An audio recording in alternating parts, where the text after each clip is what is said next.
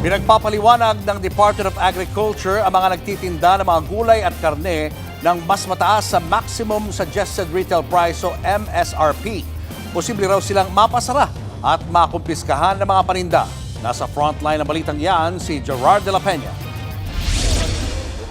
Matapos ang holiday season, tumaas ang presyo ng ilang bilihin, partikular ang mga gulay.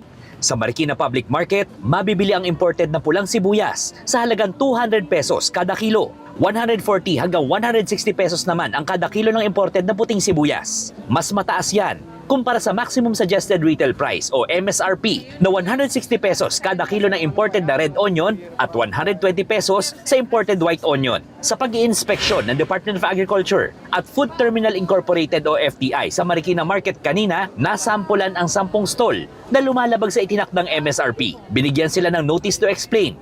Ibig sabihin, kailangan nilang magpaliwanag kung bakit mas mataas sa MSRP ang kanilang benta.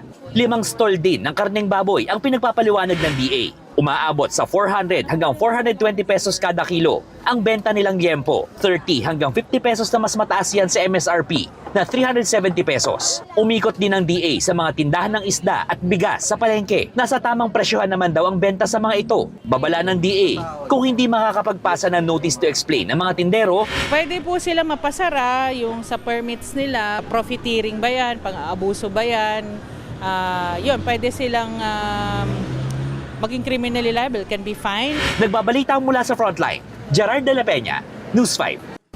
Mga kapatid, Julius Babaw po. Para sa komprehensibo at makabuluhang balitaan at talakayan, mag-follow at mag-subscribe na sa social media pages ng News 5.